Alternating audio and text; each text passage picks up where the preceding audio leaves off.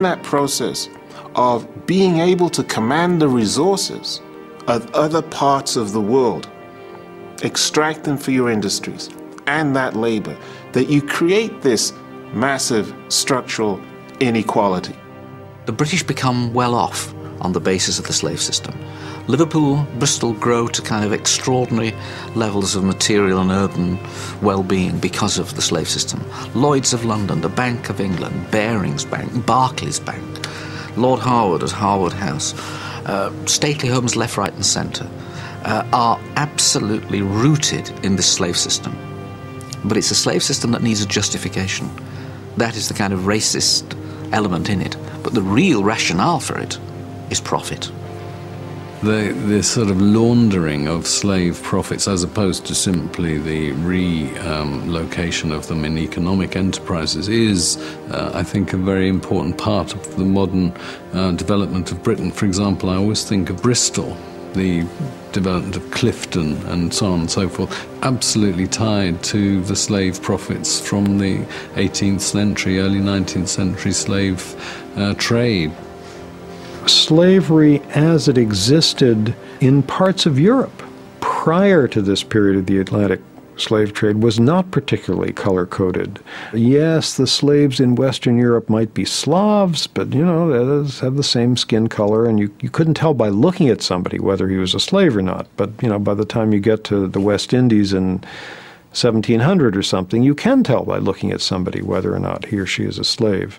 The ancients, by and large, did not suffer from that form of race identification and slavery based on race, but they had their own version of it, which was that all foreigners, all non-Greeks, all outsiders, in principle, could be enslaved legitimately because they were inferior. It's not just people who are not Greek who are regarded as inferior in this sort of unalterable way, but Greek men regarded Greek women in somewhat the same way. So if you are male and Greek, you belong just by that very fact to superior categories. To begin with, racial feeling can take simply the form of aversion, of dislike. But in the case of New World slavery, what it's doing is taking the form of domination, of exploitation, something much more coherent, something much more purposeful. It's not just a casual prejudice against people who are unlike ourselves. It's a determination to use those people who are unlike ourselves. So it's this that creates the more intense racial feeling that comes out of the widespread adoption of slavery in the plantations in the Americas. In antiquity, defenders of the institution of slavery didn't rely on ideas of racial inferiority or skin colour to justify it, but the ideas of one of the great thinkers of antiquity, who was much quoted in the Valladolid debates, would be adapted to the context of New World slavery. Aristotle, if I could use an awful phrase, is the nigger in the woodpile, because his views were looked back to from the later medieval period onwards and cited because Aristotle was regarded as, though unfortunately he wasn't a Christian, he lived too early, nevertheless he was the next best thing. And if he said slavery was a natural phenomenon, then it probably was. But it's very important to be clear that Aristotle was not speaking in terms of external racial characteristics, colour. Genesis chapter 9, verse 25. And Noah began to be a husbandman, and he planted... An authority even greater than Aristotle's was invoked to justify slavery: God and his good book. Genesis chapter 9, verse 25 was interpreted by Christians as divine authorization for trafficking in slaves and the ownership of plantations. And this is kind of a funny story, and from our perspective it seems sort of ridiculous, but this was taken very seriously indeed.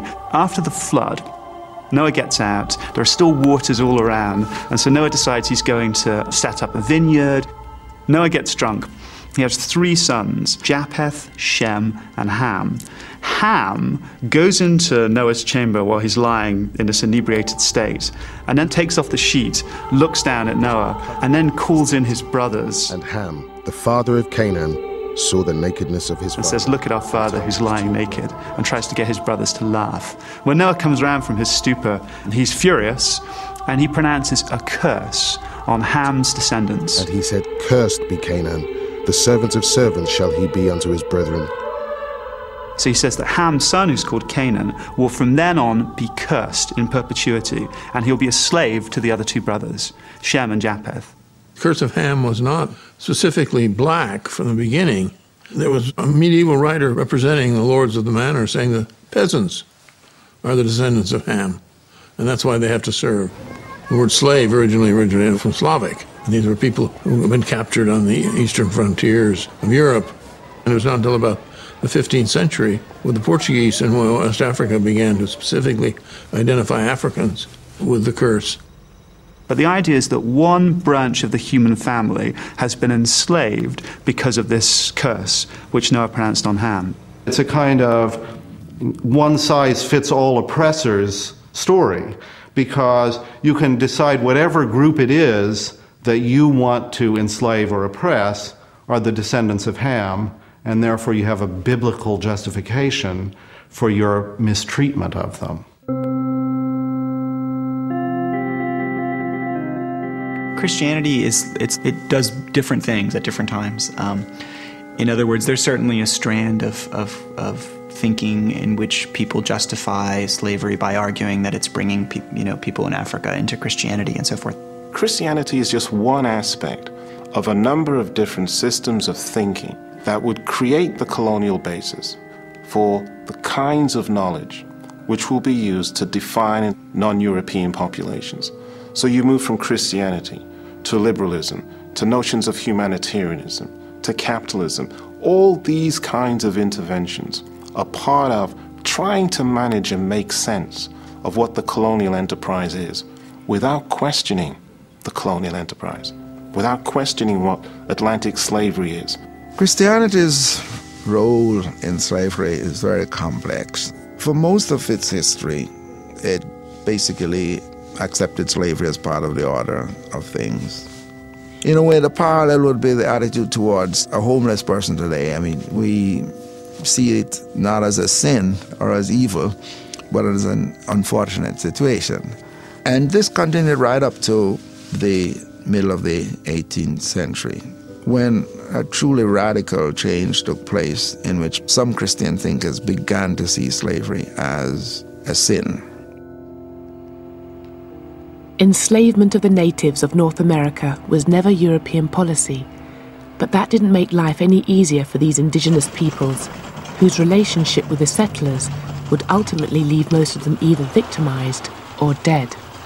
If you look at Native Americans from their perspective, when white people arrived, they were a disruption, they were shocking, and they were surprising in all sorts of ways. But for many Indians, they simply looked at them as another rival group.